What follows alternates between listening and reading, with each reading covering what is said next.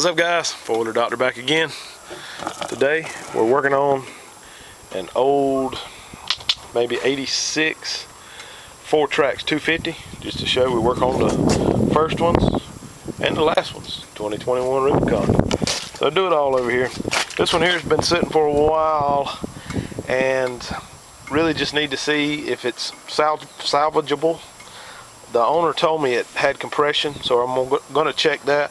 First thing we needed to do is straighten out the ignition switch. All these wires were tied together, and I don't know if this is like some of the newer bikes, but some of them I ran into actually take 12 volts on a couple wires and 6 volts on a couple wires, and it's tough to get 6 volts when you're supplying it with 12 volts. So I bought a new switch for it, and we're going to plug this thing in here. And this thing's already had a little wiring job on it. So my biggest switch was like 10 bucks. So I'm gonna hook a jump box up to it, see if I can get it to turn over. If I can get it turned over, check for compression. If it's got compression, then I'm gonna check to see if it's got spark. If it's got spark, we might be able to get the thing to crank. If it don't have spark, then we'll have to go to plan B. But that's what I'm doing right now. Just wanted to show you guys. I get a ton of questions online about what do I do with a four-wheeler that's been sitting for a long time, or you know, won't spark or whatever.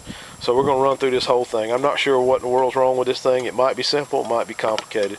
But and then again, on a bike this old, if it doesn't have compression, we end up having to do the top end or something like that. Some of these parts are getting tough to find, so the owner may just not even want to do anything with it. But we're going to run through everything and see what it is.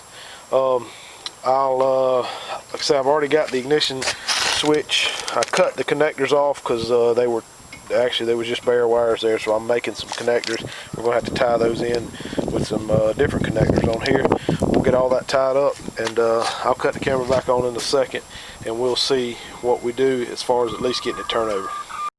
Alright guys, I got the ignition switch tied up in here. Just hooked the charger up to it to see if we're getting power, and it does get power. The lights on the dash come on, so the switch is working. Now I'm going to go ahead and check the compression on this thing. I'm going to go ahead and start off by squirting a little bit of oil down into this cylinder.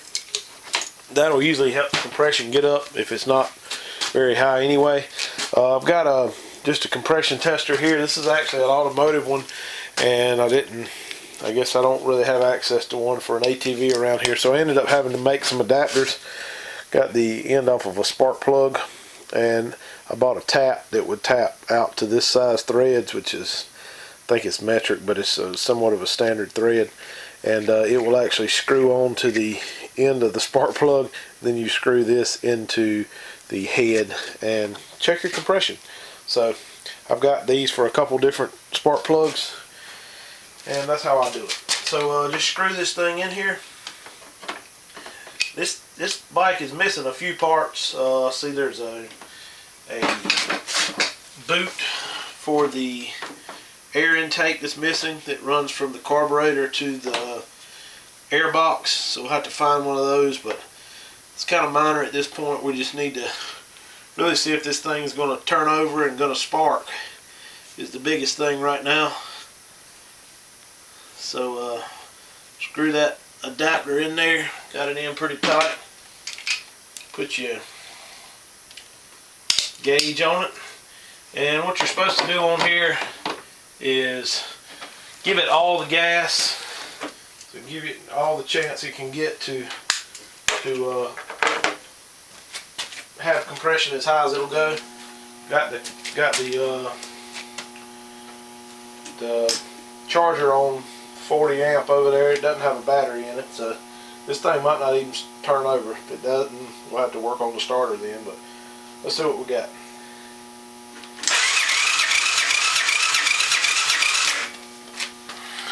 There you go. Got about 100 psi compression. I'm not real sure what it's supposed to be, but that's enough for one to run. I've actually had some with less than 100 psi compression and they run. So this thing should have enough compression to at least crank. So now the next item we need to check is for spark. Get our compression tester out of there. What I'm going to do One thing on these things, you want to make sure this boot's all the way on here. It will actually screw off. As you can see here, this boot's been kind of chewed up on the end, but there's a little screw in the inside of that, and it goes into the wire and actually makes contact with the wire in there. Sometimes those things will get pulled off and the boot kind of still holds them on, so they'll be jumping around in there, jumping arc across the gap. It's not good to do. This just came apart. Looks like my boot might be had it here. So when your boot breaks, what do? Get another boot. I'm gonna grab one over here from the counter. Alright, just so happens I have another boot laying over here. The beauty of not throwing anything away, there's not many beauties of that, but this is one of the rare cases when it is a beauty. It's got a little rubber boot on there that's not going to let it slide all the way up on here. We'll deal with that later. So screw this thing in, and so we got the boot on there. Next thing we need to do is just to take and plug it into our spark plug and lay the spark plug on the cylinder head to see if we can actually get a gap across it. If I can get it to stay up on here. It ain't working too good. Here, I'm going to get the camera down here and get it set up so you can see if it sparks or not. Alright guys, got the spark plug just kind of halfway held on there with a pair of vice grips. Just so that the metal of the spark plug is touching the cylinder head. Hit our charger back on. Let's turn this thing over and see if it got a spark across it. And we got spark. So that's good. Alright, next thing we need to check is getting some fuel. So I'm gonna grab another spark plug because that one there don't look like it's the best of shape. So I'm gonna grab another one, stick the spark plug in, then we'll see what we got to do with this carburetor. Alright guys, I'm gonna see about pulling this carburetor off. I did loosen this front clamp up. Like I said before, we're missing this boot that goes here, so if you're trying to clean the carburetor on yours, if you happen to have a bike this old, you're gonna have to remove another clamp and that boot to get this thing out, possibly slide that air box back. But since we're missing the boot, we don't have to do all that. So, God, I just dropped the screwdriver. So I'm gonna get this clamp loose. I thought I already have it somewhat loose. I thought I had enough to get it back out, and obviously I don't, because it's still pretty tight. Back this thing off a pretty good bit and wiggle this carburetor out. I don't know how long this bike has been, or how long it's been since this thing was run, or I really don't know any history on it, but it's actually in real good shape to be as old of a bike as it is. So I'm gonna pull this pull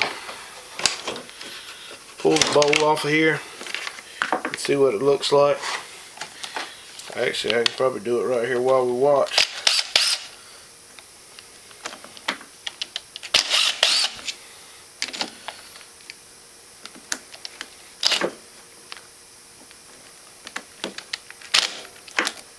That one might not want to come out of there. Get all these screws. Sometimes some of these can be tough to get out. Let me get this last one out of here. There you go. And then the bowl will come off, hopefully.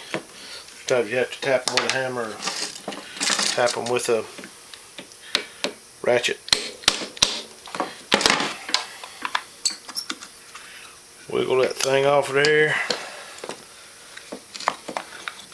The bike looks like it's in real good shape, so bowl is just had some real old gas in it. Jet's gonna have to be clean, but the floating needle's actually not even stuck in it, so I'm gonna pull all this stuff out of here. The main jet, which is, you can barely see the hole through it, the idle jet. Go ahead and pull that needle out I got some carburetor soak. I may fill this thing up with it, heat it up because it works better when it's warm, and clean this thing up a little bit. And I might see if I might be able to use that carburetor to get it going. But let me do that, and I'll cut the camera back on once I get it cleaned up. Alright guys, I got the carburetor cleaned up a little bit. Jet's cleaned out. The idle jet and the main jet were clogged up pretty bad. Choke was also stuck. I got it to free up.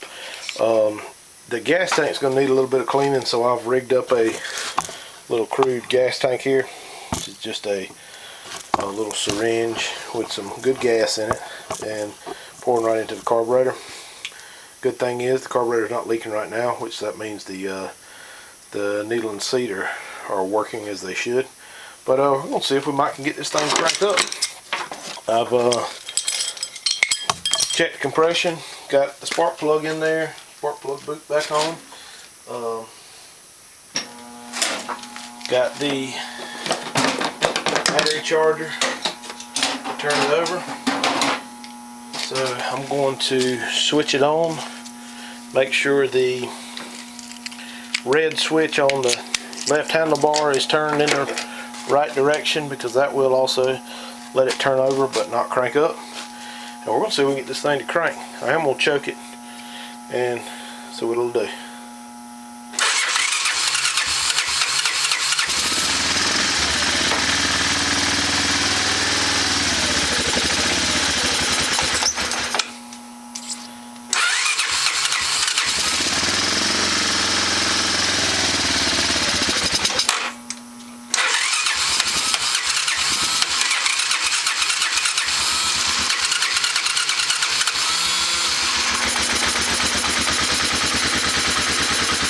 Guys, thing runs like a dang top. I'm not sure how much the airbox lid and this boot here is going to cost. It's definitely going to have a battery. I think the gas tank's in good shape. So, thing runs good. But guys, I thought this was going to be a little more in depth than this, but it's not. Just wanted to show you what I go through to get a bike running that hadn't been running in a while. I'll check out my other videos, hit the like button, subscribe. Have a good night.